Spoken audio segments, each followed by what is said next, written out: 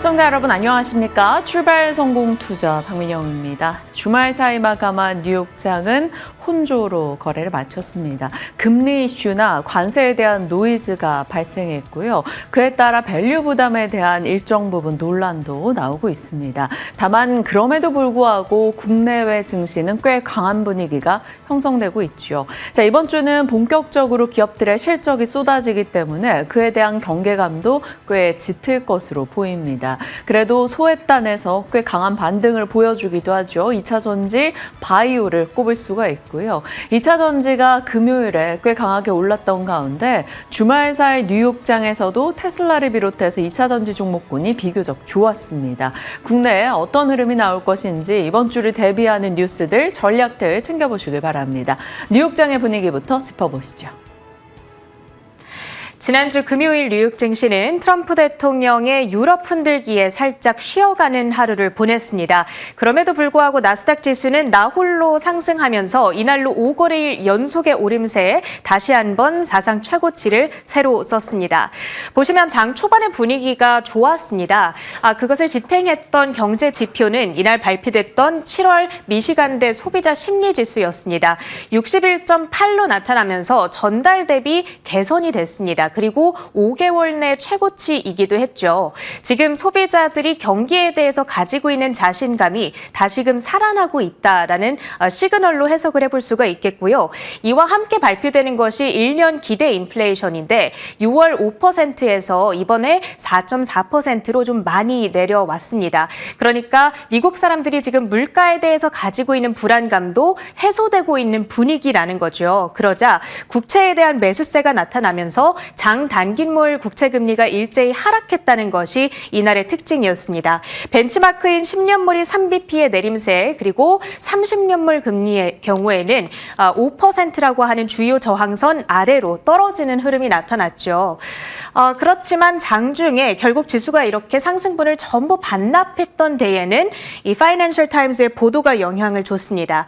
트럼프 대통령이 유럽연합에 최소 15에서 20% 정도의 관세를 요구하고 있다라는 이야기인 거죠. 물론 지난번에 서한을 통해서 통보했던 30%라는 숫자에 비해서는 내려온 수치기는 합니다만 사실 유럽에 생각해보면 4월 2일 처음에 부과했던 상호관세가 20% 수준입니다. 지금 계속해서 협상이 진행되고 있음에도 불구하고 결국에는 관세가 그 당초 수치 대비 크게 내려오지 않을 수도 있다. 그 말인즉슨 8월 1일 상호관세 유예기간이 종료된 이후에도 주요 국가들 간에는 관세 전쟁이 계속해서 이뤄질 수도 있지 않을까. 이런 시장의 우려감이 일부분 잔존해 있는 상황입니다. 따라서 이날 상승이 제한됐던 이유를 찾아볼 수 있겠고요. 크리스토퍼 월러 연준 이사, 차기 연준 의장 후보로 최근 거론되고 있는 인물이죠. 이날 고용시장이 여전히 불안하다라는 이유를 들면서 7월 금리 인하 적절하겠다라고 언급한 점도 국채금리 하락에 일조를 했습니다. 이날 종목들의 움직임은 어땠는지 확인해 보겠습니다. 주요 기술주들의 표정이 대체적으로 양호했습니다.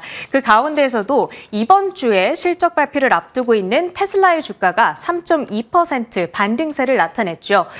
실적을 앞두고 캐시우드가 이끄는 ARK 펀드가 지속 매수를 하고 있다라는 소식이 들려온 점 우호적이고요. 또 최근 테슬라의 주가 콜 옵션이 증가하고 있다라는 점도 작용을 하고 있습니다. 테슬라 주주분들께서 올해 들어 참 마음고생을 많이 하셨을 텐데 주가가 그동안 지지부진했던 만큼 이번에 실적이 만약에 생각보다 잘 나온다면 본격적인 반등의 계기가 될 수 있을지 기대를 해봐야겠고요. 엔비디아의 주가는 반대로 쉬어갔습니다. 지금 엔비디아라고 표시가 되어 있는데 내용이 지금 인텔의 내용이라고 생각을 해주시면 되겠습니다. 반도체 섹터 내에서 인텔의 주가가 좀 양호한 흐름을 상대적으로 가져가는 하루였거든요. 이번 주 24일 목요일 장 마감 후에 실적 발표를 앞두고 있고요. 반도체주들 가운데서 숏 스퀴즈가 나타날 가능성이 있다라는 이 시티 측의 의견이 있었다. 이렇게 참고해 보시면 되겠습니다. 자, 그랬던 반면에 엔비디아의 주가는 하락세를 나타냈습니다. 나타냈죠. 주말 사이 전해진 보도입니다. 디인포메이션 매체가 H20의 수출이 이제 중국으로 다시 재개될 수 있게 됐잖아요. 그럼에도 불구하고 공급량은 제한될 거다라는 코멘트를 내놨습니다. 주된 이유가 일단 엔비디아가 H20의 생산을 취소했고 그리고 TSMC의 그 생산 라인 자체가 원래는 H20에 할당됐던 생산 라인이 다른 회사의 다른 칩을 위한 생산으로 이미 변경이 됐다라는 거죠. 따라서 당장 주문을 넣는다 해도 TSMC가 실제 제조에 들어가기까지는 어느 정도의 시간이 걸릴 거다. 이런 이야기가 들려오고 있는 겁니다. 지금 방금 전에 오늘 아침에 이제 봤던 속보로는 라이선스 취득은 곧 가능할 거다라는 이야기가 최신 뉴스인데 다만 라이선스를 취득하고도 이 문제가 걸림돌이 될 것인가 이번 주에 주시해봐야 되는 이슈가 될 것 같고요. 마지막으로 메타는 애플의 AI 핵심 두뇌 2명을 추가로 영입했다는 소식이 들려왔습니다. 얼마 전에 애플 인텔리전스 그 LLM 개발을 주도적으로 나섰던 인물 러밍 팡을 메타가 영입했다라는 소식이 들려왔죠. 아무래도 상사가 메타로 이직을 한 거다 보니까 그 밑에 있던 부하 직원들도 좀 따라가는 현상이 나타나지 않을까 이런 우려감이 있었는데 그 우려가 현실이 된 거고요. 이에 따라서 애플 인텔리전스 프로젝트의 미래는 더더욱 불투명해진 상황입니다. 그 밖에 특징주들도 체크를 해보시죠. 이날 실적을 발표했던 종목 가운데서는 찰스 슈왑, 미국의 대표적인 자산 운용사 중에 하나라고 생각하시면 되겠습니다. 신규 계좌가 100만 개를 돌파했다는 소식, 향후 이익 성장 확대에 대한 기대감 받아가고 있고요.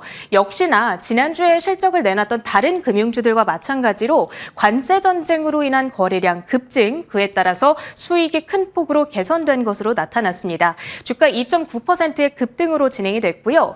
리비안의 주가 2차 전지 섹터 내에서 강하게 아웃퍼폼을 했습니다. 모건 스탠리 측에서 리비안이 이제 단순히 전기차를 만드는 회사가 아니라 부품을 공급하는 혹은 파트너사로서의 핵심적인 역할이 강화되고 있다. 이런 이야기를 했고요. 미래 성장 가능성이 조금 더 지탱될 수 있는 이야기이겠죠. 목표가 상향 소식에 6%대 급등을 했고요. 암호화폐 관련주들은 엇갈린 흐름을 나타냈습니다. 이날 트럼프 대통령이 이제 암호화폐 규제 법안에 드디어 공식 서명을 했다라는 소식이 들려왔습니다. 서클 인터넷 그리고 스트래티지 등의 대표적인 종목들 뉴스에 파는 흐름이 나타나면서 6% 안팎의 하락 흐름을 가져갔고요. 그랬던 반면에 찰스 슈왑이 이렇게 효실적을 발표하자 코인베이스 등의 일부 종목들은 시세가 좋았다라는 점도 특징적이었습니다. 원자력 관련주들의 시세도 좋았습니다. 트럼프 대통령이 지난주 펜실베니아주에서 대규모 전력 인프라 투자 계획을 발표를 했습니다. 시장에서는 원래 700억 달러가 예상이 됐었는데 실제로는 920억 달러, 훨씬 더 큰 규모로 발표가 됐고요. 펜실베니아주는 모든 미국 대선에서 주요 경합지 가운데 하나입니다. 따라서 이 지역의 표심을 확보하는 것이 언제나 주요한 쟁점으로 부상이 되고는 하는데 지금 이제 중간 선거를 앞두고 있다 보니까 좀 전략적으로 펜실베니아주를 주요 전략 인프라 요충지로 만들려고 하는 것 아닌가 이런 생각이 좀 드는 대목이고요. 뉴스케일 파워, 탈렌 에너지 그리고 비스트라 등의 종목들이 일제히 강력한 시세를 뿜어내는 하루였습니다. 자, 마지막으로 한 가지만 더 확인을 해보시죠. 이번 주 가장 중요한 AI 이벤트 가운데 하나입니다. AI 액션데이 7월 23일 수요일 트럼프 행정부가 앞서서 지정을 했던 날이고요. 중국과의 패권 경쟁에서 우위를 선점하기 위한 여러 가지 액션 플랜들을 이날 공개할 예정입니다. 그 플랜의 이름은 일명 AI 액션 플랜입니다. 어떤 내용들이 공개될까? 블룸버그의 기사를 정리해봤습니다. AI 데이터 센터 건설에 필수적인 에너지, 토지, 인허가 규제를 대폭 완화시키는 방안이 이번에 좀 여러 건 발표되지 않을까라는 것이 지금 시장의 기대가 되겠고요. AI 전력 인프라 관련주들 올해 들어서 수익률이 상당히 좋습니다. 그런데 이번 주에 만약에 액션 플랜에 따라서 규제 완화 소식이 전해지고 나면 이들 종목들의 시세뿐만 아니라 전반적인 AI 관련주 섹터 센티먼트가 다 함께 살아날 수도 있다. 이 부분에 유의를 하면서 또 한 주간 대응을 해보시면 좋겠습니다. 이번 주 국내 증시 전략은 어떻게 세워보면 좋을지 정리해 보시죠. 코스피가 3,200선 부근에서 좁은 박스권의 흐름을 계속 이어가고 있습니다. 3,200 고지전이 펼쳐지고 있죠. 코스피는 지난 금요일 약보합권, 코스닥은 0.2% 상승으로 끝이 났습니다. 명확한 키워드들이 있었죠. 바로 2차 전지 쪽이 좋았다라는 겁니다. 중국산 흑연에 대한 미국 상무부의 반덤핑 관세에 따른 반사 수혜 기대감이 국내 2차 전지 종목군들의 상승으로 이어졌고요. 중국 소비주들 화장품 섹터를 중심으로 떨어지는 모습이 있었죠. 이재명 대통령의 중국 전승절 불참 관련한 이슈 속에 하락이 나오기도 했습니다. 코인 시장으로의 자금 이탈이 일부 지적되고 있습니다. 비트코인이나 이더리움, 리플 등의 가격이 올해 계속해서 올라가는 분위기가 형성되고 있다 보니 그쪽으로 개인 투자자들의 일정 부분의 자금 유출이 있다라는 시각도 있어요. 주식시장과 이런 암호화폐 시장의 수급 싸움이라고 봐야 될까요? 그러한 유동성에 대한 우려가 일부 나오고 있습니다. 그리고 과열 해소 국면에 들어가 있다. 매물을 소화하는 과정이다. 이것들이 바로 3,200에서 치열하게 고지전을 펼치는 이유로 꼽히고 있죠. 그리고 그 과정 속에서 주도주의 차익 실현이 나오고 있습니다. 금융, 방산, 화장품 등이 하루쯤 오르고 또다시 차익 실현의 움직임을 맞이하며 그들 역시나 갇혀있는 박스권의 흐름을 나오고 있죠. 소외주 키 맞추기는 반가운 흐름입니다. 2차 전지에서 상승세를 보여주고 있고 바이오에서 알보리팹, D&D 파마텍 등등으로 대변되는 바이오텍 종목들 강세 흐름이 이어지고 있죠. 그리고 소외돼 있었던 폴더블 폰, OLED 관련한 종목들도 애플의 폴더블 폰 이슈부터 해서 삼성의 새로운 폴더블 시리즈 등장, 그리고 OLED 산업에 대한 업종 소외, 그리고 업황 바닥에 대한 기대가 모이면서 이쪽 역시나 강세 흐름을 나타내고 있습니다. 이 가운데 나는 포트 전략을 어떻게 짜야 될 것인가 많은 분들이 고민하시는 것 같아요. 일단 금요일장은 2차 전지 종목군들이 반가웠었죠. 거래량이 실리면서 반등을 줬습니다. 반사 수혜 키워드로는 미국의 상무부, 중국산 흑연에 대한 반덤핑 관세 예비적 결정을 내렸죠. 확정 결정이 나올 경우 중국산 흑연은 최대 160% 관세를 부과받게 됩니다. 그러다 보니 한국 업체들이 반사 수혜를 볼 수 있다라는 기대로 이어진 거죠. 리튬 가격도 최근 들어서 반등 흐름을 보여주고 있는데 세계 5대 중국 리튬 공급사가 생산을 중단했다라는 소식도 들려오고 중국에서 이제 철강도 그렇고 화학도 그렇고 이런 2차 전지 쪽에서도 수출을 제한한다던가 생산을 조금 줄여나가는 움직임들이 계속해서 나오고 있습니다. 스스로 구조조정을 해나가는 흐름이 반복되고 있다라는 거죠. 그 과정에서 국내 업체들 강세 기대감이 등장하고 있는데요. 흑연 이슈가 있었다 보니 대주전자재료와 같은 응급제 관련한 기업들의 강세 흐름이 있었습니다. 포스코 퓨처엠도 같은 맥락이겠죠. 대주전자재료 10%, 그리고 그날은 포스코 퓨처엠이 가장 2차 전지의 시세로 대변됐던 종목이었는데요. 20% 정도 상승이었죠. 장중에는 그보다 더 강한 시세를 보였다가 약간의 윗꼬리를 달기로 했습니다. 자, 리튬 종목들도 마찬가지입니다. 하이드로 리튬과 EV 첨단 소재 각각 장대 양봉의 상한가를 기록하기도 했죠. 자, LNF도 테슬라 관련한 이슈 속에서 상승세를 나타내면서 2차 전지 밸류체인 종목들이 전방위적으로 조금 좋았습니다. 특히나 에코프로 그룹주, 포스코 그룹주 이런 소재단의 대표 과거 영광의 주역들이 함께 반등을 보인 점은 나름 의미가 있었겠죠. 지금부터는 연속성을 띌 수 있을지에 대해 조금 더 촉각을 곤두세우고 봐야겠습니다. 오늘 잠시 후 관련한 전략도 챙겨가도록 하겠고요. 2차 전지보다 조금 앞서 시세들을 뿜어줬던 건 바로 바이오입니다. 바브몬 이야기는 정말 지난주 내내 말씀드렸고 그들이 굳건해야 된다라고 해서 알테오젠, 보로노이, 펩트론, D&D 파마텍, 유한양행 등등의 이슈를 체크했던 바가 있었죠.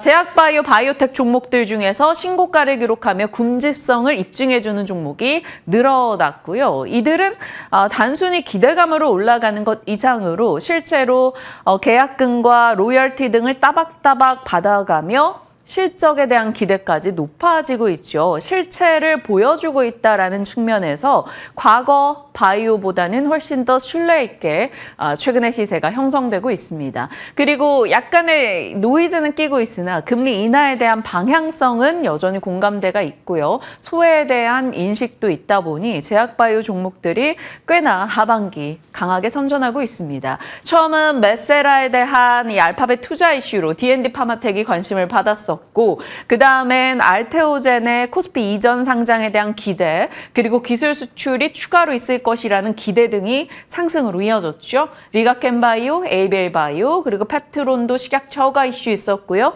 존슨앤존슨 이슈 속에 유한양행 역시나 강세 흐름을 기록하기도 했습니다. 에이프릴바이오 그리고 지난 금요일은 다른 종목들 대비 하반기 들어서 보로노이가 조금 조용하다라고 말씀을 드렸었는데 보로노이가 반응을 보이면서 이날 11%의 급등 흐름을 보였습니다. 그러니까 소외되는 자 없이 모두 다 시세를 조금 챙겨가고자 하는 제약바이오의 군집성이 좀 빛을 발하고 있는데요. 하반기 남은 시간도 이들이 더 큰 시세를 줄 수 있을지 궁금해지는 대목입니다. 2차 전지와 바이오 짚어봤고요. 주말 사이에 뉴욕 증시 보겠습니다. 이슈 측면에서는 이러한 내용들이 있었죠. 트럼프 대통령의 EU에 대한 관세 부과 이슈, 위험 선호 심리를 조금 제한하긴 했으나 그래도 트럼프가 또 협상하겠지, 물러서겠지라는 타코에 대한 기대가 있었기 때문에 뉴욕장이 크게 악재로 반영하진 않았습니다. 그래서 보합권의 혼조 마감 정도였고요. 크리스토퍼 월러 이사가 7월 인하가 바람직하다라는 것도 시장에는 힘이 되어줬죠. 다만 오스틴 골스비 측에서는 관세 압박으로 인해서 금리 인하는 한 1년 정도 걸릴 거야 이런 얘기를 내놓기도 했습니다. 그러니까 관세와 금리에 대해서는 노이즈가 껴있는 상태라는 것이고요. 그리고 차익 실현 욕구도 꽤나 강해져 있죠. 그래서 지수가 큰 힘을 내지 못한 채 보합권에서 머물렀던 지난 마지막 거래일이었습니다. 자, 그럼 섹터로 봤을 때는요. 반도체 같은 경우는 떨어졌습니다. H20칩에 대해서 중국 수출 재개에 반대하는 목소리가 미국 하원 내에서 나왔습니다. 일부 위원들을 중심으로요. 그러다 보니까 엔비디아가 큰 힘을 내지 못했고요. 다만 센티가 막 위축되고 크게 빠지는 흐름은 아니었습니다. 그러니까 중립 정도의 이슈였다라고 볼 수 있겠고요. 2차 전지는 좋았어요. 테슬라가 3% 정도 반등하면서 아크의 매수세가 계속됐고 인도의 쇼룸 개장 효과도 영향이 있었다라는 분석입니다. 자, 모건 스탠리에서는 리비안에 대해서 성장 기대 목표가를 상향 조정했고요.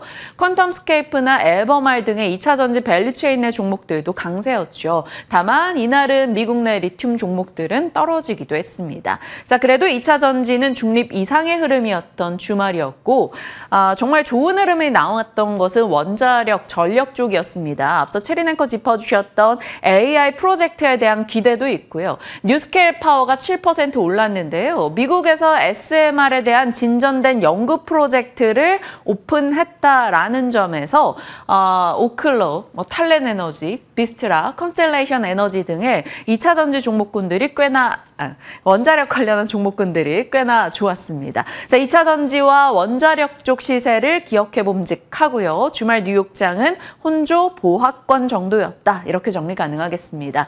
자, 원전에 대한 얘기가 계속해서 흘러나오고 있네요. 자, 미국 에너지부가 SMR 개발 촉진 그리고 핵연료 공급망을 자국 내 구축하는 프로그램을 시작했다라는 소식이 들려옵니다. 그래서 민간 기업 대상으로 연료 생산 라인 구축 운영 신청 접수를 받고 있다라는 것이고요. 트럼프 행정부에서는 관련한 규제 개혁을 해줄 것이고 2050년까지 원전 용량 4배로 확대하자라는 행정명령 얘기가 일전에 이미 사인이 됐기 때문에 원전에 대한 특히나 그 중심에 SMR을 두고 발전할 것이다라는 기대가 높아지고 있습니다. 골드만삭스에서는 AI 시대의 동력으로 유틸리티, 원전, SMR 등등을 꼽고 있고요. 튀르키예에서는 한국과 원전의 협력 재개에 대한 이야기가 나오고 있습니다. 220억 불 규모의 프로젝트를 논의하고 있다라는 소식이죠. 그리고 일본에서는 후쿠시마 사고 이후 처음으로 신규 원전 신설을 공식화했다라는 소식이 들려왔습니다. 원전의 수명을 늘리겠다라는 얘기는 일본에서 올해 초부터 있기는 했었는데요. 신규 원전에 대한 얘기가 나온 거죠. 간사이 전력에서 26년 만에 후쿠이현의 원전 건설을 검토 중이다라는 이야기가 나왔습니다. 이미 간사이 전력은 이 후쿠이현에 한 5개 정도 원전을 돌리고 있는 상황인데 수명들이 꽤 됐죠. 물론 아직까지 한 10여 년 정도 수명이 남아있긴 하나 원전은 건설하는 데만 또 수십 년이 걸리기 때문에 지금부터 신규 건설에 들어가야 된다라는 신규 건설에 대한 논의가 나오고 있다라는 소식입니다. 자, 일본이 이러한 흐름을 보이는 것에 시장은 조금 의미부여를 하는 듯합니다. 그럴 수밖에 없는 것이 2011년도 동일본 대지진 이후 일본에서는 원전 의존도를 낮추자라는 얘기가 강력하게 하나의 기조였었죠. 그런데 올해 초에 이제 AI 쪽 이슈가 부각되면서 원전을 최대한 활용하자라는 분위기로 바뀌었고 이번에 신규 원전 건설 얘기까지 나오게 된 겁니다. 그러다 보니 다시 한번 탈원전이 아니라 확원전에 대한 기대감으로 시장은 시선을 옮겨가고 있습니다. 일전에 보여드렸던 내용이죠. 전 세계에서 에너지 패권, 탄소 중립, AI라는 키워드에서 원전 수요가 늘어나고 있다라는 점. 그 중심에는 미국도 있습니다. 트럼프의 원전 확대 행정 명령을 내고 있고요. 탈원전을 폐기하는 붐은 세계 곳곳에서 잡히고 있죠. 그리고 대만에서도 원전에 대한 필요성이 대두되면서 젠슨 왕도 대만은 원전이 꼭 필요하다라고 이야기하고 있고요. 빅테크는 계속해서 스스로 원자력 관련한 기업들과 전력 공급 계약을 따로 맺어가는 소식을 전하고 있습니다. 그중에서 한국의 입장은요. 낮은 단가 우수한 시공력 그리고 체코 웨스팅하우스 노이즈가 해소된 가운데 고리 1호기 원전 해체 승인 이슈도 있었고요. 장관 후보자들이 원전에 대해서 우호적인 발언을 계속해서 내놓고 있다라는 점도 최근에는 원전 섹터에 대한 하나의 모멘텀이 돼주고 있습니다. 자, 원전 밸류체인 다시 한번 오랜만에 꺼내보는 느낌이 드네요. 설계, 건축 쪽에 한정기술 혹은 현대건설, 대우건설, 삼성물산 등이 있을 것이고요. SMR 관련주들 아직 SMR은 가야 할 길이 많이 남아있으나 관련주로 언급은 이 정도 되지만 중심에는 당연히 두산에너빌리티가 있을 겁니다. 주요 기자재주, 두산에너빌리티, 한정기술, BHI, 우진, 효성중공업, 한신기계, 덕산 네오룩스도 여기에 관련해서 체크로 넣어봤고요. 발전소 유지정비 쪽에서는 한전 KPS, 한전산업 혹은 피팅 밸브 쪽 종목들까지 확인이 가능할 겁니다. 자, 이 중에서 조금 확인할 뉴스가 있는 쪽을 볼까요? 바로 전력기기 종목들 그리고 현대건설이 되겠습니다. 현대건설에 대해서 의견들이 꽤 나오고 있죠. 2분기 실적을 내놨는데 조금 아쉬웠다라는 평인데요. UBS 쪽 의견을 먼저 볼까요? 2분기 실적이 좀 아쉬웠다. 해외 프로젝트 손실이 있었다라는 거죠. 그래서 목표가를 UBS에서는 낮췄습니다. 9만 원이 기존의 목표가였는데 8만 1,500원으로 떨궜고요. 그 이후로는 한국 정부가 부동산에 대한 규제를 강화하고 있는데 전세 보도가 증가할 수 있다. 해외 플랜트 손실이 확대되고 원전 발주가 지연되고 있지 않느냐. 유가 하락으로 인해 해외 프로젝트 지연이나 취소 가능성이 있다라는 점을 리스크로 꼽고 있었고요. 반면에 HSBC 측에서는 하반기로 갈수록 원전 모멘텀이 강화될 것임을 언급했습니다. 그래서 2027년도까지 영업이익과 마진율이 올라갈 것을 얘기하고 있고요. 팀코리아 혹은 웨스팅하우스 이런 쪽의 모멘텀들을 잘 체크하자라고 얘기하네요. 상상인증권에서는 10만 1,000원의 목표가를 제시했습니다. 주택 건설 부분은 회복을 했으나 해외 플랜트가 아쉬웠다. 지금 중요한 것은 근데 원전과 SMR이기 때문에 괜찮을 것이다 라는 시각이었죠. HSBC와 상상인증권의 10만 1,000원, 10만 2,000원의 목표가는 현재가 대비 한 40% 정도 상승 여력이 있게 보고 있는 겁니다. UBS와 같이 약간의 엇갈리는 의견이 나온 가운데 주가 반응은 어느 쪽으로 하게 될 것인가 좀 궁금하네요. 원전 밸류체인 내 현대건설에 이슈가 있어서 정리를 해봤고요. 또 하나의 이슈가 있었던 쪽이 이쪽이죠. 시간 외에서 금요일에 전력기기 종목들이 하락했습니다. HD현대엘렉트릭, 일진전기, 효성중공업, LS일렉트릭이 떨어졌는데 일진전기 같은 경우만 봐도 공시를 내놓고 시간 외에서 10%까지 밀렸던 흐름도 있었습니다. 밀렸다가 낙폭을 그나마 좀 줄인 상황인데요. 어떤 이슈가 있었는지 많이들 아실 겁니다. 한국전력이 일전에 발주했던 예고됐던 가스 절연 개폐 장치 입찰 과정에서 이들의 담합이 적발됐다라는 거죠. 효성중공업, 일진전기, LS일렉, HD현대일렉 등등인데요. 이 중에서 HD현대일렉과 일진전기가 우선 공시를 냈습니다. 공공공사 입찰 참가 자격에 대한 제한을 받았다라는 것이고 그 이유가 바로 이 담합 이슈라는 거죠. 약 10개 회사가 6개월 동안 국가나 지방자치단체 이런 공공기관의 입찰이 제한된다라고 합니다. 다만 담합은 나쁘죠. 나쁜 일인데 악재입니다. 그런데 HD현대일렉트릭과 일진전기의 공공공사 관련한 매출 비중을 놓고 봤을 때는 4에서 8%로 어찌 보면 그리 크지 않다라고도 볼 수 있습니다. 그래서 담합은 나쁘지만 이들이 다 입찰 제한이 됐을 경우 대안이 있을 것인가에 대한 얘기도 나오고요. 매출이 큰 흐름으로 이들의 이익에 타격을 주겠느냐, 공공 관련한 이런 입찰 제한을 받았을 때요. 그래서 조정이 나올 때는 오히려 매수 기회를 해야 되는 게 아니냐라는 시각들도 있습니다. 어떻게 될지는 봐야겠죠. 센티 측면에서는 분명히 위축될 수 있는 내용이나 이것이 지나치게 확장되지는 않을 것이라는 시각이 많습니다. JP모건에서도 의견을 내긴 했네요. 20일 날 나온 보고서인데요. 입찰 금지가 있더라도 재무적인 영향은 그리 크지 않을 것이다 라고 얘기하고 있습니다. 자, 일단 원전에 대한 얘기가 나왔고 그 가운데 현대건설과 전력기기 관련한 뉴스도 같이 연결해서 체크해봤습니다. 참고하시죠. 자, 이제 시장의 분위기 파악하러 한번 가볼까요? 뉴욕장은 그리 좋진 않았죠. 보합권 혼조, 나빴다고도 볼 수는 없습니다만 관세나 금리에 대한 노이즈는 분명히 있었습니다. 관세에 대한 노이즈가 격화될 경우에는 엔터나 아니면 한미 관세 협상의 키워드로 봤을 때는 LNG, 이런 쪽은 일단은 체크해 볼 수 있겠죠. 자, 대주주 양도세 관련해서 약간의 뉴스가 있었죠. 세제 개편안이 얼추 이런 내용으로 나올 것이다 라는 보도들이 있었는데요. 그중에서 기존의 대주주 기준을 10억에서 50억 원으로 올려놨는데 이걸 다시 10억 원으로 낮춘다라는 얘기가 들어가 있었고요. 증권거래세 인하분을 일정 부분 다시 정상화시킨다. 그러니까 인하분을 올린다라는 얘기가 또 나오고 있습니다. 그래서 이것이 증시 부양의 센티멘탈을 위축시키진 않을까라는 우려가 나오는데요. 연말 사실 우리가 매년 돌아오는 대주주 양도세 관련한 매도 물량 이런 것들에 대한 우려가 있었었는데 그 부분이 다시 한번 재현될까에 대한 우려인 것 같습니다. 일정 부분 센티 위축에 대한 얘기가 나오고 있어서 뉴스 측면에서 같이 정리해 보겠습니다. 그리고 섹터로 볼까요?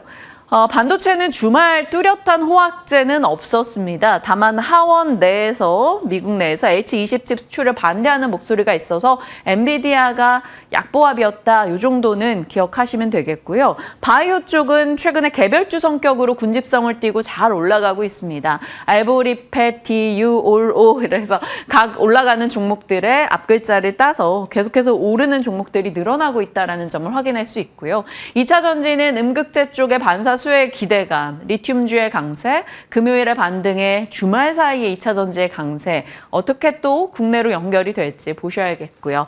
자, 그 밖에 서브 섹터로 볼까요? 원전은 장관 후보자들의 원전 필요의 목소리가 나오고 있고 일본의 원전을 새로 짓겠다라는 뉴스, 미국 내 SMR 프로젝트의 원전주가 반응한 점 비교적 긍정적으로 볼 수 있겠습니다. 전력기기는 금요일 시간외에서 하락을 했는데요. 담합 이슈로 주가가 변동이 나올 경우 매수인지 아닌지 이 부분에 대한 고민 잠시 후에 다뤄보겠습니다. 그리고 그 아랫단에서 조금은 더 사이즈가 적은 종목들이 움직임을 보이는 쪽은 IT 부품이겠죠. 거밍치가 자꾸 보고서에서 파이nem텍을 긍정적으로 얘기해주며 파이nem텍의 시세에 힘을 주고 있습니다. 거기다가 갤럭시의 새로운 폴더블 시리즈 예약 판매가 급증하고 있다라는 소식, 진만쌤도 얘기해 주셨지만 단통법 폐지로 인한 지원금 효과가 이 스마트폰 교체에 대한 이슈로 이어지고 있습니다. 그래서 IT 부품의 모처럼 요즘 힘이 좀 실리고 있네요. 테마로 봤을 때는 LNG 관련한 테마, 한미 관세 협정의 이슈가 있고요. 스테이블 코인은 지니어스법 서명 변동 이슈 있었죠. 다만 미국에서는 비트코인, 스테이블코인 관련주들이 혼조를 기록했어요. 어떤 건 오르고 어떤 건 내리고 뚜렷하게 함께 가는 분위기는 아니었다라는 점에서 국내도 일단 스테이블코인 관련주 체크는 하겠지만 시세 측면에선 어떨지는 지켜봐야겠습니다. 자, 들려왔던 뉴스들 정리해봤고요. 폴더블에 대한 얘기를 요즘 저희가 자주 전달드리는 것 같아요.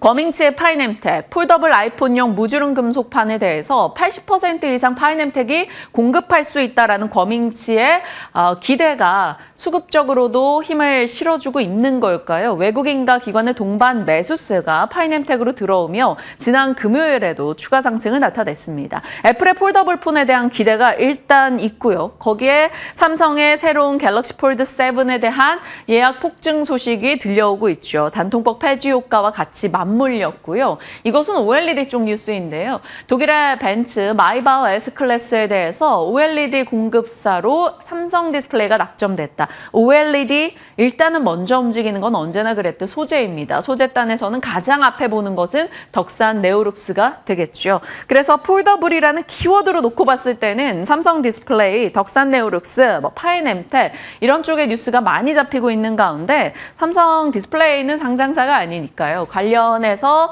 이제 필름이나 소재단의 종목들을 체크해야 될지 궁금해집니다. 일단 이슈가 계속 나오고 있어서 정리하고 지나갑니다.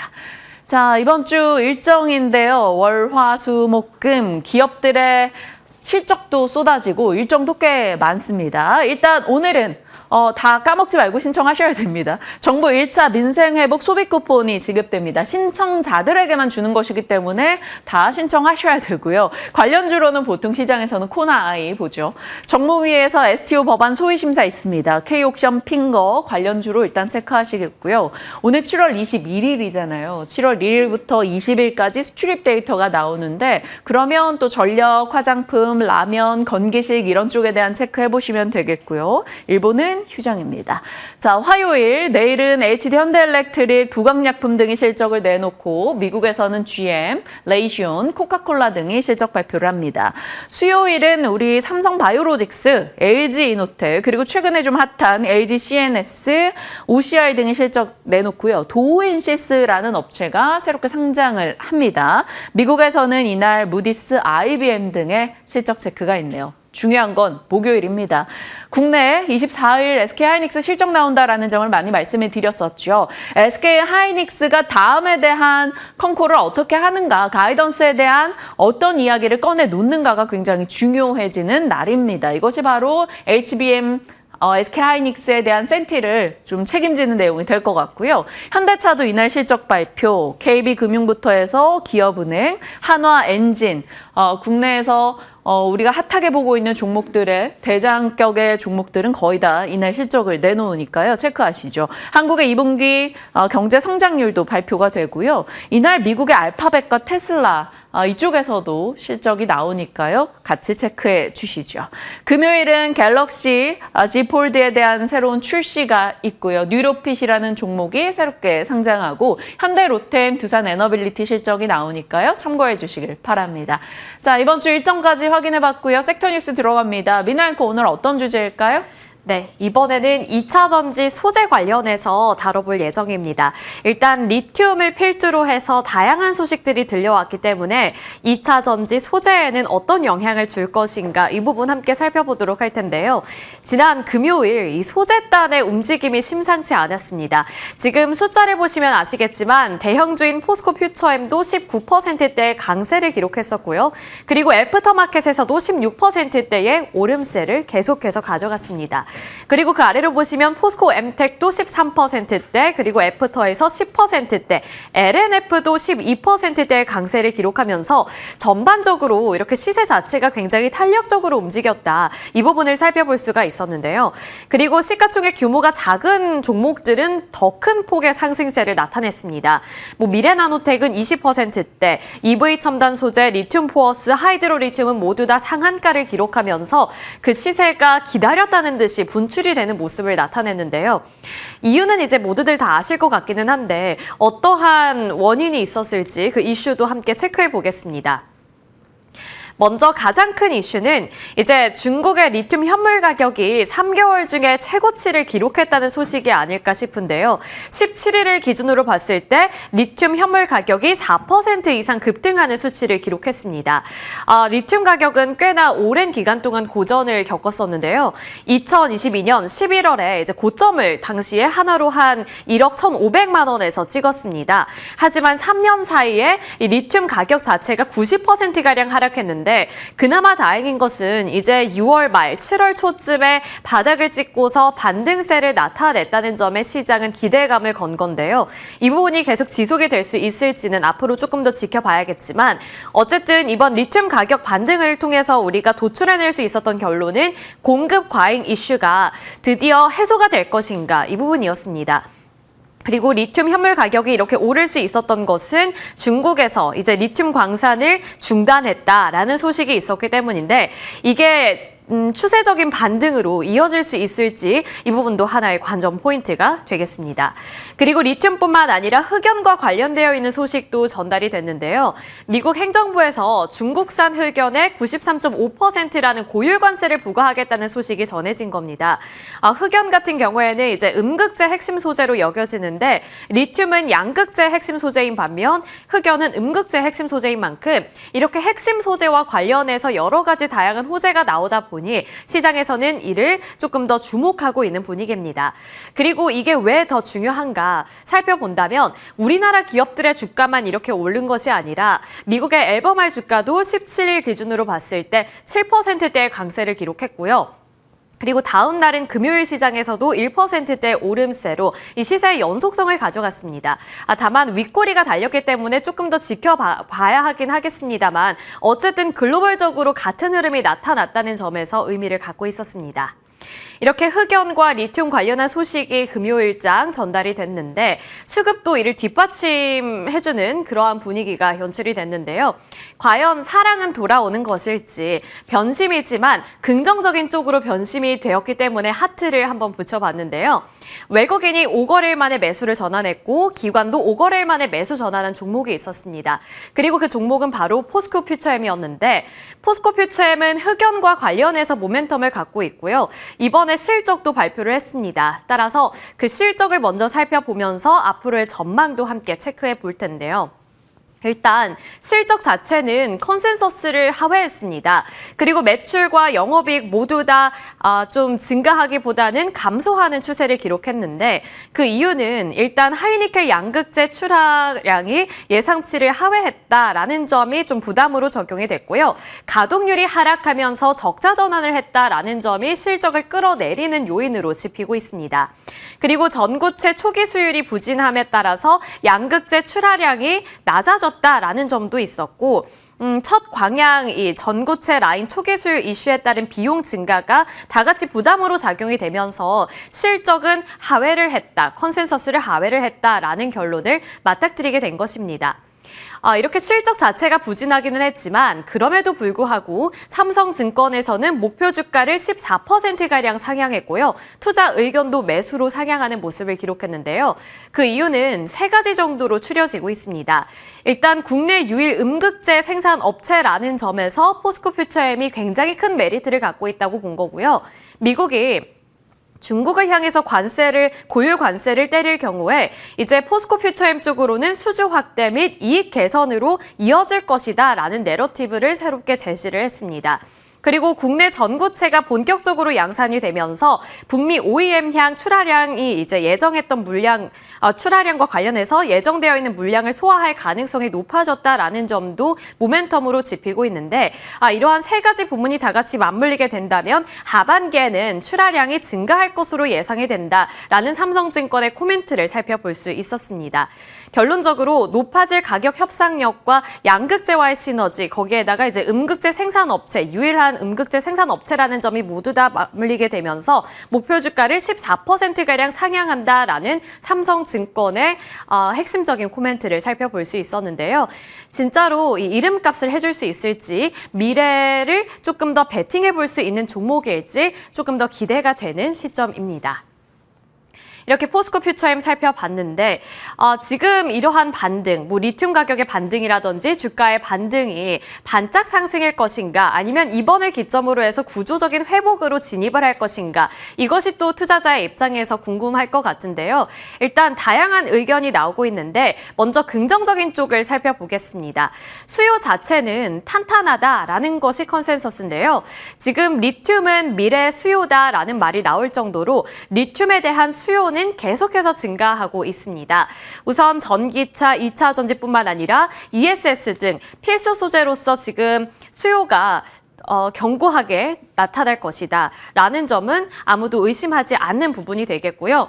그리고 중국이 어쨌든 세계 리튬 재련과 가공과 관련해서 글로벌 시장에서 약 65% 비중을 차지하고 있기 때문에 이번에 그 재련을 중단하겠다라는 소식이 생각했던 것보다 영향력이 클 수 있다라는 점도 기대해 볼 수 있습니다.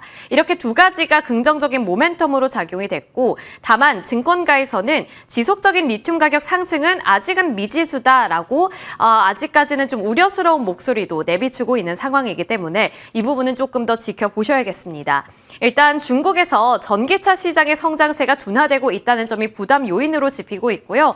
그리고 공급 과잉 자체가 해소가 될지는 조금 더 지켜봐야 한다. 수요가 탄탄한 거 맞고 앞으로도 더 늘어날 것은 맞는데 공급 과잉이 지금까지 가격 하락을 부추겼던 원인이기 때문에 이게 바로 다 해소가 되어야 하는데 공급 과잉이 해결될지는 조금 더 시간을 갖고 지켜보자라는 우려의 목소리도 내비추고 있으니까요. 긍정적인 부분과 우려스러운 부분 사이에서 저울질을 잘 해봐야겠습니다. 따라서 과거의 화려한 반등보다는 이제 기업별로 리튬과 관련해서 그리고 음극재, 양극재, 소재와 관련해서 어떠한 사업을 영위하고 있는지 펀더멘털 관찰이 굉장히 중요하다라고 보고 있는 상황입니다. 이렇게 구조적인 회복이 될 수 있을지에 대한 전망도 살펴봤는데요. 그럼에도 불구하고 리튬 그리고 소재 관련 종목들의 주가가 고점 대비 많이 빠졌으니까 나는 이때를 노려보겠다 이렇게 생각하시는 분들이 계실 것 같아서 어떠한 기준을 갖고 종목을 골라보면 좋을지도 좀 정리를 해봤는데요. 먼저 리스크가 크지만 단기간에 수익을 낼 수 있는 종목들은 리튬 포어스라든지 하이드로 리튬 같은 시가총액이 작은 종목들이 있습니다. 이러한 종목들은 사실 실적 자체가 좋거나 좋았던 적이 거의 없기는 한데 이러한 리튬 관련한 소식이 전해졌을 때 가장 수급적으로 탄력적인 움직임을 보여줬던 종목인데요. 따라서 고변동성 리스크가 크기는 하지만 이러한 종목들이 시세가 가볍게 움직였다라는 점 참고해 주시길 바라겠고요. 중장기적인 모멘텀을 보고 조금 진득하게 투자를 해보겠다 하시는 분들은 포스코 퓨처엠이라든지 LNF, 에코프로 같은 공급망과 관련된 모멘텀을 갖고 있는 종목들을 보셔야겠죠. 공급량이 개선됨을 기대해 볼 수 있고요. 이게 과연 실적으로 반영이 될 것인가 이 부분에 대한 기대감을 걸고서 볼 수 있는 종목들이 이렇게 되겠습니다. 자, 이제 넘어가서 LNF 살펴볼 텐데요. 이제 2차 전지 관련해서 언급은 꾸준히 나오고 있는데 그중에서 LNF가 최근에 언급이 되고 있습니다. 특히 KB증권에서는 탑픽으로 유지하겠다라는 코멘트를 제시했는데 탑픽으로 유지하면서 목표 주가는 8만 원으로 유지하겠다고 밝혔습니다. 일단 미국에서 의비 그리고 ESS용 LFP 수요가 폭증하고 있다고 하는데 거기에 따른 수혜가 예상된다는 점 보셔야겠고요. 지금 IRA 폐지와 관련해서 계속해서 노이즈가 나오고 있는 상황 속에 AMPC 수령이 가능한 이 비중국 LFP 니즈가 확대되는 차원에서도 LNF가 주목을 받을 수 있다고 보고 있습니다.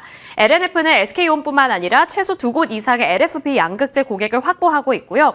향후 중장기 공급 계약 체결에 대한 기대감도 안고 있는 가운데 비중국산 LFP 양극재 준비 업체 중에 가장 빠른 매출 성장세를 시현할 수 있다라는 점을 살펴볼 수 있습니다.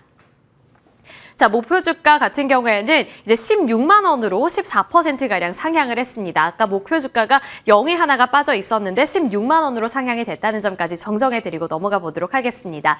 자, 이렇게 2차 전지 그리고 소재와 관련해서 꾸준히 코멘트가 업데이트되고 있는데요. 지금 시점에서는 진짜로 기대를 걸어봐도 괜찮을지 저희와 함께 그 전략 마련해 보시길 바라겠습니다.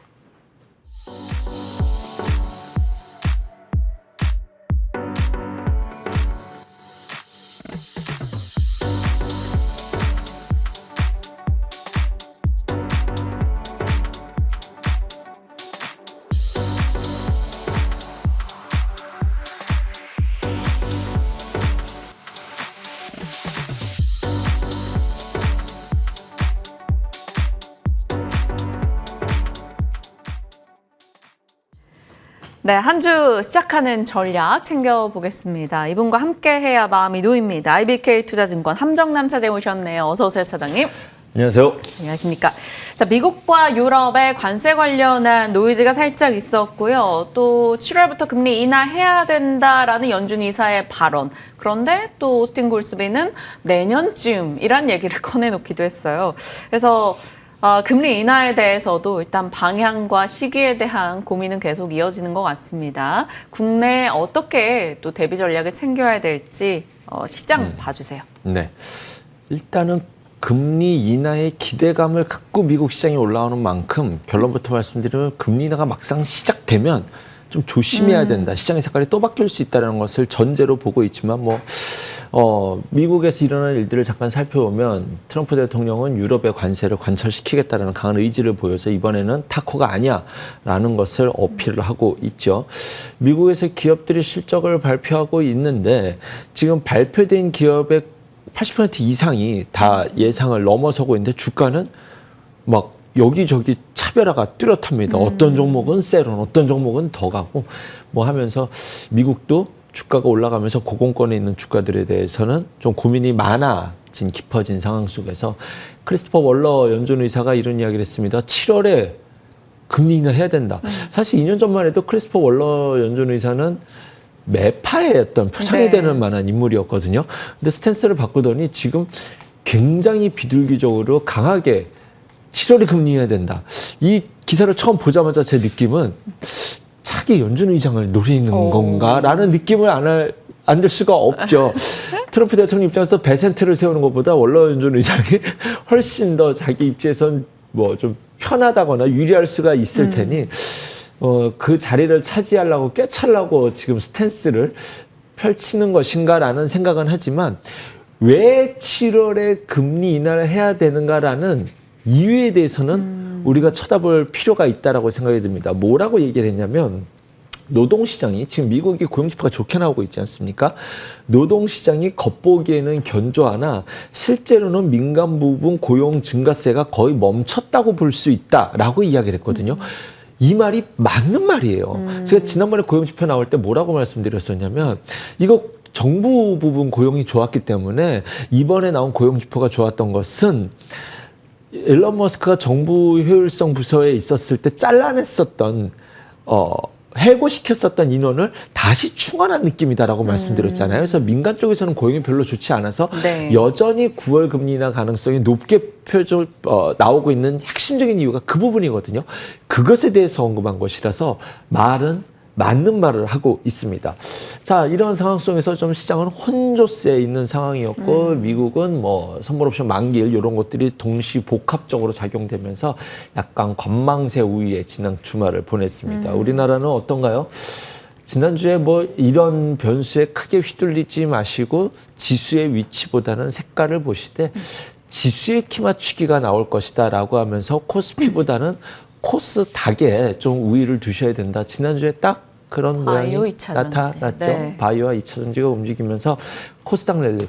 지난주에 하나 눈에 띄는 것은 제가 삼봉 얘기 계속 하면서 제가 만약에 그날 국채금리가 급등하지만 않았으면 알테오전에 대해서 더 세게 말했을 건데 좀 시장 분위기가 이러니 좀 세게 말씀드리기는 어려울 것 같습니다 라고 아침에 말했던 그날 알테오전 돌파했어요. 뚫고 올라갔거든요. 그래서 기세가 상당하구나라는 것을 말씀드리면서 지금 아직까지는 여전히 코스닥 위에 있는 시장이다라고 말씀드리겠습니다. 네. 그러면 2차 전지, 바이오 등에 대해서 조금씩 세세하게 전략을 챙겨봐야 될 것 같은데요. 2차 전지 말씀 주시고 에코프로 그룹주를 중심으로 가면 좀 더 시세적으로 의미가 있을 거다라고 얘기를 하셨는데 금요일 에코프로 그룹주도 갔어요. 하지만 이들 중심보다 약간 포스코 퓨처엠 중심으로 형성이 됐는데 리튬 가격 혹은 중국에 대한 제재 반사 이익 기대 이런 것들이 영향을 준 것 같습니다. 2차 전지 연속성 이제 정말 기대할 수 있을지요?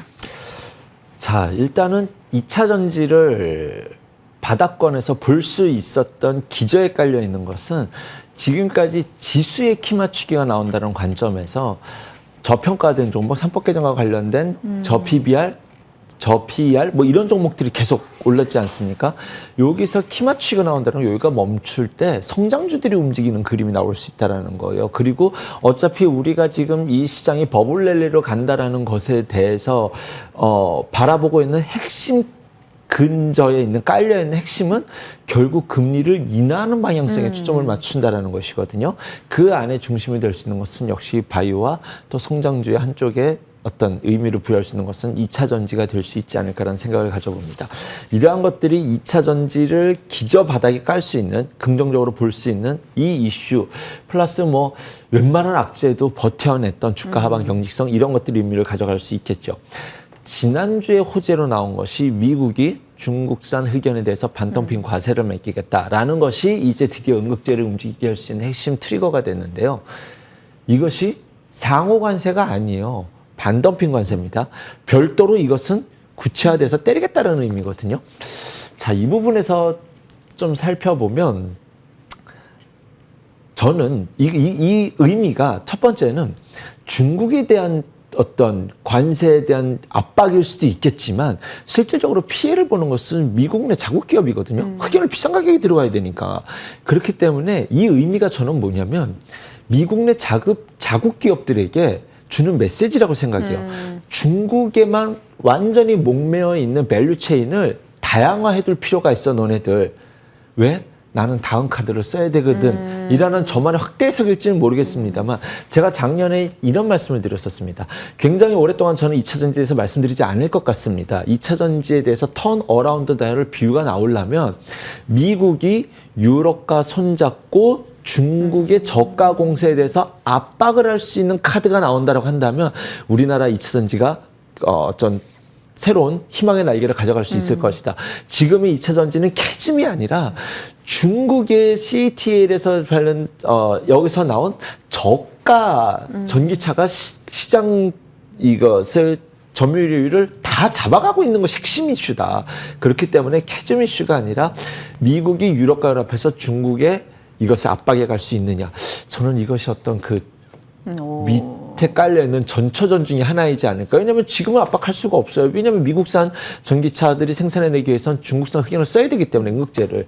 이러한 관점 속에서 좀 너무 과한 희망 회로의 끝을 잡아가고 있는 건지 모르겠습니다만 어쨌든 지금 바닥권에는 2차 전지 기업들에게 충분히 이러한 시나리오의 의미를 부여할 수 있는 하나의 트리거는 저는 시장에 나왔다라고 보여집니다. 그 다음에 또 하나는 세 번째 뉴스가 있었는데요. 네. 지금 김정관 통상산업부 장관 후보자가 뭐라고 그랬냐면 반도체 및 2차 전지에 생산세액공제를 도입해야 된다라고 말했고요. 이것이 이제 뭐냐면 한국판 AMPC 하겠다라는 거거든요. 지금 미국에서 2차 전지 배터리 셀업체에게는 AMPC에 대해서 원래대로 주겠다라고 했죠. 그것만으로도 하방 경직성은 있다라고 말씀드렸습니다. 또한 이재명 대통령이 뭐라고 했냐면 첨단 산업 세액 공제에 대해서 전기차도 포함하겠다. 이거 조금 다른 이야기예요. 이게 지금 기사가 정확하게 의미가 부여된 것이 정확하게 기사화됐다라는 것을 전제로 만약에 이 기사가 정확하게 이해하고 했다라고 한다면 생산 세액 공제가 두 가지라는 뜻이거든요. 지금 통상산업부 장관 후보자는 2차 전지에 생산 세액 공제 AMPC를 주겠다라는 거고 이재명 대통령은 전기차에 그러니까 현대 기아차가 전기차를 만들 때 너네 생산세액 공제 주는 거고 그 다음에 반도체 업체, 셀 업체들이 국내에서 생산을 해낼 때 생산세액 공제를 주겠다라고 하는 거니 투 트랙으로 수혜를 받을 수 있는 정부 정책에 대한 지금 하겠다라는 말은 아닙니다. 검토하겠다라는 건데 그것만으로도 충분히 이 바닥권에서 고개를 들 수 있을 만한 명분은 만들어지지 않았나라는 생각을 가져봅니다. 그런 관점에서 이제 뭘 사야 되냐. 맞아요. 이제 이것이 SDI가 바닥권에 있고 전고체라는 키워드를 갖고 있는데 상당히 무겁죠. 그 이슈 중에 하나는 실질적으로는 응급제에는 호재인데 그 외에 셀업체들은 미국에서 공장에서 이거를 받을 때 어떤 원재료에 대한 수율에 대한 부담감이 있는 거 아니야? 뭐 이러한 뭐 복잡한 계산이 있는 것 같은데 그것을 떠나서 저는 뭐 시간이 지나면 SDI도 자기의 매력을 발산할 거라는 생각을 기본적으로 갖고 있습니다. 그 안에서 일단은 기저베이스에 저는 깔고 있는 것은 최근 1년 내 유증한 기업들이 저는 오히려 마음이 편해요. 어쨌든 자금 조달 이슈를 한번 해결했다는 뜻이기 때문에 맞은 매를 먼저 맞았다라는 뜻이거든요. 그래서 SDI라든가 포스코 퓨처엠이라든가 에코프로 머티가 이제 그런 종목들일 거고요. 그 다음에는 좀 시나리오가 있어야겠죠. 그런 시나리오 성장의 키워드를 붙인다라고 한다면 정보치 키워드가 저는 좀 앞에 있습니다. 그럼 이스 스페셜티 케미칼, 네. 레이크 머티리얼즈, 한농화성일 수 있을 것 같고요. 그 다음에 이제 폐배터리도 이제 함께 움직였는데 이것도 시나리오가 저는 된다라고 보는 것이 2021년도에 우리가 폐배터리 막 이야기했었을 때 20년도, 21년도에 그때는 뭐라고 얘기했냐면 폐배터리가 앞으로 2025년부터 본격적으로 시작이 매물이 이제 나오기 시작할 텐데 그것을 지금 2차전지가 갈 때 미리 땡겨올 수 있다라는 논리였거든요. 그럼 지금부터는 내년부터는 이제 폐배터리가 실질적으로 어떻게 돼야 될 것이냐라는 것이 현실화되는 원년이 될 수 있거든요. 그런 관점에서 폐배터리까지는 이 사이클에서 함께 같이 갖춰 가볼 수 있지 않을까. 세비캠, 코스모학 등도 눈여겨보시라고 말씀드리겠습니다. 2차 전지 쪽에 대해서 의견들을 차곡차곡 모아 주셨었고요. 조금씩 변화되는 포인트, 그러니까 바닥 정도 혹은 대응 가능, 여기에서 조금 더 공격적으로 매수 가능, 이렇게 거의 주 단위로 의견을 업데이트해 주셨었고, 오늘은 또 종목에 대해서 접근 방법에 따른 각각의 픽이 달라지는 점을 짚어주셨습니다. 앞서 제약바이오 살짝 언급을 해주셨었긴 한데, 제약바이오에 대해서 지금 많은 분들이 고민하셔요. 바이오텍이냐, 아니면 뭐 녹십자, 한미약프, 뭐 유한양행 이쪽 조금의 전통 제약 바이오 종목이냐, 뭐 이렇게. 그런 거 구분하실 사항은 아니고요. 그래요? 네. 자기가 좋아하는 기술적 위치라는 것이 있지 않습니까? 유한양행도 이제 달리기 시작했죠. 그렇기 때문에 여기서는 너무 급하게 쫓아가시기보다는 내가 납득 가능한 쉬어감과 조정이 그런 자리에 있었을 때 제가 말씀드렸듯이 리가캠 다음 타자 되지 않을까? 시총 상위부터 보세요라고 해서 보르노의 펩토론 말씀드렸는데 뭐 다 시총 상위 순서대로 쭉쭉쭉 가고 있지 않습니까? 너무 이격이 벌어지지 않은 상태에서 다음 타자들이 줄이어 있고 제가 바닥에서 안 오른 종목 중에서 보신다라고 한다면 큐로셀 뭐 그다음에 한올바이오파마도 말씀드렸는데 다 자기 타이밍에 갑니다. 그렇기 때문에 시총 상위 종목에서 이제 조금 뭐 한 템포 쉬어가는 종목이라든가 다음 타자를 대기하고 있는 종목들이라고 한다면 지금은 전통제약, 바이오텍 뭐 이런 것을 나누실 이런 상황은 아니라 다음 타자가 어떤 종목이 될 수도 있다라는 것을 전제로 시야를 넓히는 것이 오히려 중요하지 않을까라는 생각이 듭니다. 네.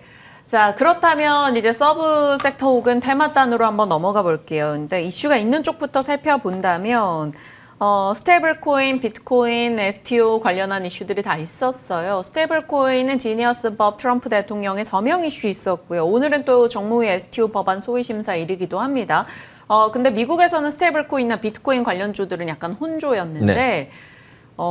이쪽으로 저희가 어떤 아이디어를 갖고 대응을 해야 돼요? 저는 긍정적인 뷰를 일단은 전제로 봅니다. 왜냐하면 이거 크립토 위크라고 해가지고 굉장히 시끌시끌했었을 네. 때 우리나라 관련주들이 못 움직였어요. 미국은 막 벌떡벌떡 날아가고 막 그랬잖아요. 그랬는데 우리 관련된 주들은 안 움직이다가 끝나고 나서야 이제 오히려 해볼만 한데 우리나라 자체 이슈에만 집중하고 있는 거예요. 지금 ST와 관련돼서 우리나라가 오늘 그 정무위원회에서 여야가 발의한 STO 관련법에 대해서 심사가 예정돼 있고 이게 심사 결정 내는 것이 아닙니다.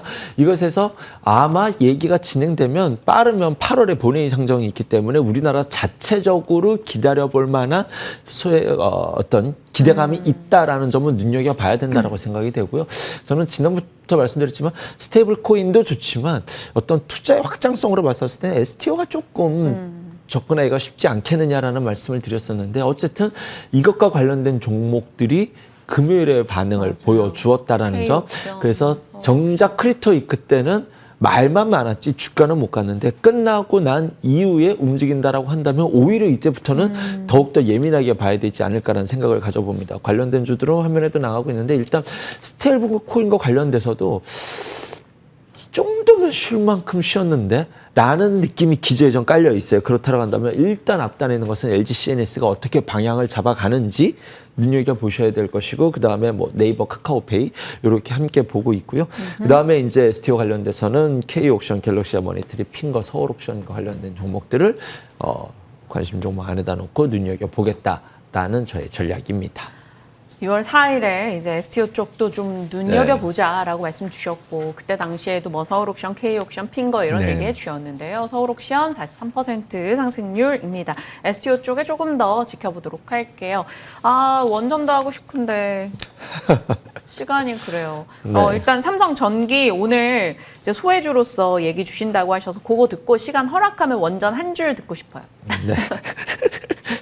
원전이 저는 그냥 지금부터 분할 매수 가능할 만큼 조정이 주었다고 생각합니다. 두산에너빌리티 BHI는 자기들의 길로 가는 것이고 그 외 종목들 안에서는 한전기술, KPS라든가 그 뭐 아랫단으로 종목을 넓혀갈 수 있는 종목군들은 갈 때는 좋아 보이는데 빠지면 별거 아닌 것 같거든요. 빠질 때 분할 매수 하실 수 있을 만한 종목군 섹터다라는 걸로 한 줄 요약하도록 하겠습니다. 네. 오늘 소개드리고자 하는 종목은 삼성전기입니다. 예전에 워낙 테마가 많으니까 시장에서 맨날 바랬던 뉴스 또 듣고 하셔야 되는 것이 사실 모든 투자들이 그렇게 투자하지 않거든요. 그런 관점에서 봤었을 때 제가 3월 달에 삼성 ENA라는 종목을 말씀드렸어요. 바닥권에서 모아가고자. 그래서 실제로 제가 좀 뾰족하게 말씀드렸던 것은 3월 13일에 오후 방송이었더라고요. 저는 아침 방송인 줄 알고 뒤졌었는데 3월 13일 오후 방송 그날 종가가 19,300원이었는데 조금 느리더라도 조금 꾸준히 보시는 분들이라고 한다면 삼성 ENA 23,000원이 저항선인데 돌파할 것으로 예상되니 기노브로 가실 분들이라고 하신다면 시장이 휘둘리지 않고 좀 눈여겨보세요. 그런 맥락 속에 삼성전기는 좀 눈여겨보시라고 말씀드리고 싶습니다. 첫 번째 기저 베이스에 깔려있는 핵심 화두는 어쨌든 미국이 중국에다가 H20에 대해서는 반도체 허가를 했다라는 것이 이 정도는 그냥 라는 관점에서 본다라고 한다면 지금 삼성전기가 중국향 매출이 높은 기업이지 않습니까? 그것과 관련돼서 미국이 한국산 삼성전기에 압박을 가한다? 뭐 이런 그림을 리스크를 뭐 안고 있다 이렇게 해석하는 것은 과잉 우려지 않습니까?